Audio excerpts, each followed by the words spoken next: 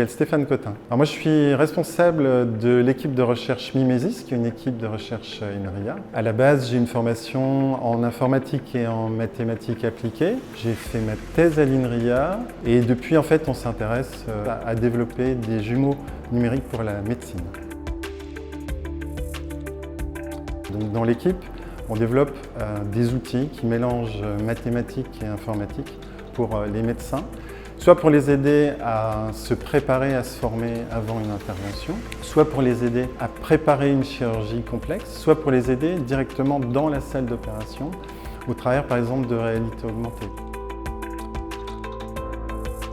Je m'appelle Hugo Talbot, je suis ingénieur de recherche chez INRIA et je m'occupe d'une plateforme logicielle. Sophas, c'est ce qu'on appelle un moteur physique dans le domaine des jeux vidéo, mais nous on l'applique au domaine médical et va nous permettre de reproduire par le calcul ce qui se passe notamment dans le corps humain. Là, ce qu'apporte le numérique aujourd'hui, c'est qu'on va être capable d'avoir en quelque sorte des jumeaux numériques, pas seulement d'un organe, mais en fait du corps entier du patient. On va être capable de les modéliser en 3D, de les visualiser et possiblement même d'interagir avec des modèles virtuels de ces organes.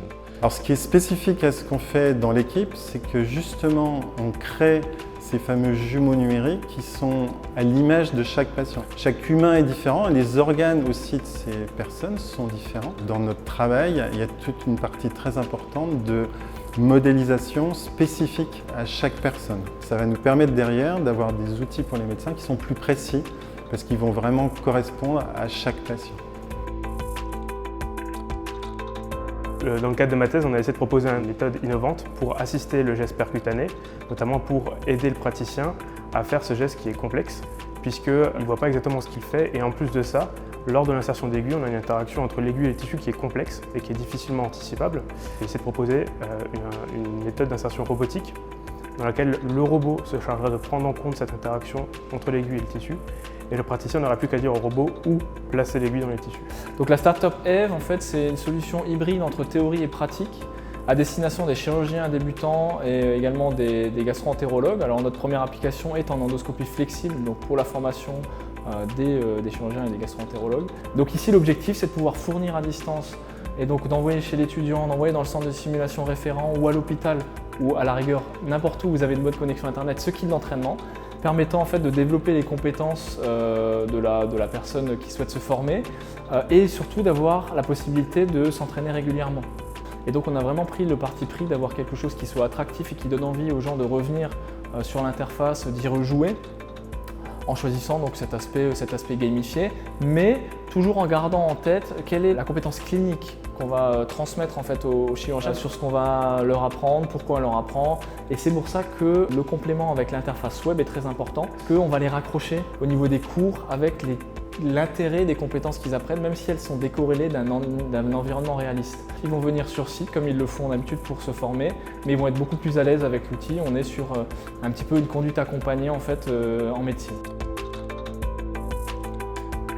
Tout d'abord, il y a des données qu'on va avoir besoin avant l'opération, donc notamment les images du patient, donc les scanners qu'on va faire avant l'opération, pour pouvoir récupérer le volume de chacun des organes qui vont intervenir pendant l'intervention, pour pouvoir ensuite les modéliser.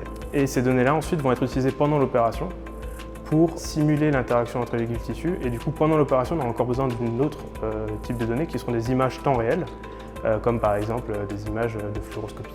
Et donc ce traitement des données, il représente une tâche importante dans nos activités parce qu'il permet vraiment de passer de l'image qui contient beaucoup d'informations à des choses très spécifiques. Il y a l'utilisation de l'intelligence artificielle à deux niveaux. Donc le premier, c'est pour le traitement de ces images. Donc aujourd'hui, on utilise beaucoup d'algorithmes d'intelligence artificielle pour extraire justement les informations pertinentes dans les images. Puis il y a un autre niveau où on utilise l'intelligence artificielle. C'est pour la partie vraiment calcul. Nos algorithmes sont très gourmands en calcul et on utilise aujourd'hui l'IA pour accélérer ces temps de calcul et avoir ce côté temps réel qui est vraiment très important dans nos applications. Alors on forme effectivement, mais ça va être plutôt des ingénieurs qui développent des technologies médicales, donc des technologies dédiées aux médecins ou aux étudiants en médecine. Et on va les aider à se former à la technologie, donc au logiciel lui-même, c'est-à-dire sur des aspects code, et aussi parfois sur des aspects plus théoriques. Des développeurs compétents que ce soit sur des sujets précis comme un certain langage, ça va nous intéresser. Les profils parfois un peu mixtes, qui ont une spécialité certes qui peut être l'informatique, mais qui vont être sensibilisés à des questions médicales ou alors à des aspects plus théoriques, mathématiques, mécaniques à nouveau. Ça nous intéresse beaucoup parce que ça veut dire que ça va être des gens qui vont être plus flexibles, qui vont être ouverts à apprendre de nouvelles choses. Avec l'apparition des robots dans les salles d'opération, on aura besoin de nouvelles capacités dans les salles d'opération, notamment des techniciens qui, à l'heure actuelle, sont uniquement formés pour l'imagerie, devront aussi être formés pour l'utilisation de ces robots et l'entretien de ces robots, mais aussi l'utilisation de nouveaux algorithmes qui vont être développés. Et on aimerait bien que ce genre d'opération soit ouvert à plus de gens. Et on essaie de former les chirurgiens et grâce à ces outils, on pourra former plus de chirurgiens. C'est quelque chose qui est en essor, donc il y a de plus en plus de filières au niveau national qui s'ouvrent. Et notamment, il y a aussi dans mon école, pour la même filière que j'ai fait, des formations en alternance. On touche à différents domaines scientifiques, mais aussi à une dimension liée à la médecine. Donc on collabore beaucoup avec des médecins, que ce soit des chirurgiens, des radiologues. Et ça rend vraiment ce domaine extrêmement intéressant. Parler aussi bien à des roboticiens, à des gens qui sont des chercheurs, à des ingénieurs dans des entreprises. C'est le côté très diversifié des applications et du travail de tous les jours qui est motivant. Mon travail du jour au jour peut améliorer la santé des gens et aider les gens.